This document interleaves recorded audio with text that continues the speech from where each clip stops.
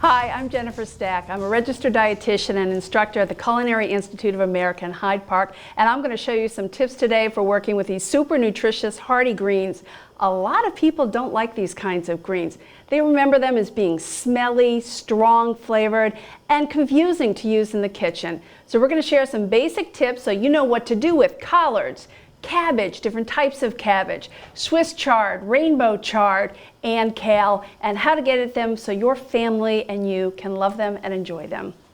I'm going to start with our collard greens, and typical of these types of greens, you often see a thick stem down the center. So the first thing we want to do is we just want to grab these leaves on the side. We want to yank this big stem out, put that aside. We're going to dispose of that. And then you got a leaf that's going to be ready for blanching. On kale, it's a little bit smaller. So you can grab this side, just pull this tough stem, and try to keep as much of the leaf as possible. Now, chard is another type of green, sometimes referred to as Swiss chard or even rainbow chard, that's not quite as tough as our collards and our cabbage and our kale. So these greens don't need to be blanched. You can simply remove the stems. So with the stems, which are just a little tougher than the leaves, you can just slice them up. Start by adding them to the saute pan first, and then toss in the leaves. In cabbage, this is the Savoy cabbage, we don't need to go as far down, and I like leaving the big leaf open like this. So I'm just going to get rid of this really tough part here. Really tough part, break it aside, and I have my greens. Next step is we are going to blanch these. So we are going to put them in boiling water for about 4 to 6 minutes. What this is going to do is this is going to soften them up. This is going to remove some of those strong, bitter flavors in them. You'll also notice that the color of the green is really going to pop up as they go through this partial cooking process. Okay, it's been about 3 to 4 minutes now, and these greens are starting to look beautiful. And even more important than how they look, this process of blanching has helped to remove some of the bitter flavor components and soften them up so that I can go ahead and do some other techniques with them. So I'm going to pull them out, get them into cold water. This is going to cool them down so it's easier for us to work with them, and it's also going to stop the cooking process.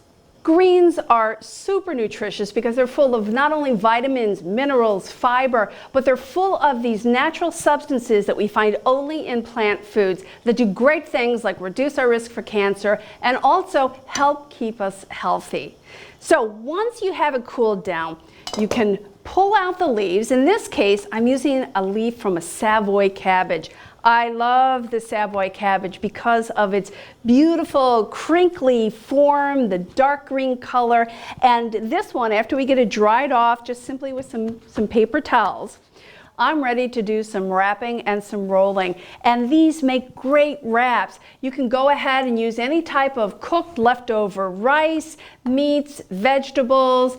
This is a wonderful task for the kids to help with. Let them get creative. Let's say they like something sweet. Let's throw some raisins into the mix. Let's throw some toasted nuts into the mix. Get the filling in there, wrap it up, roll it, put it in a baking dish, put on some of your favorite sauce, and bake it until it's hot inside.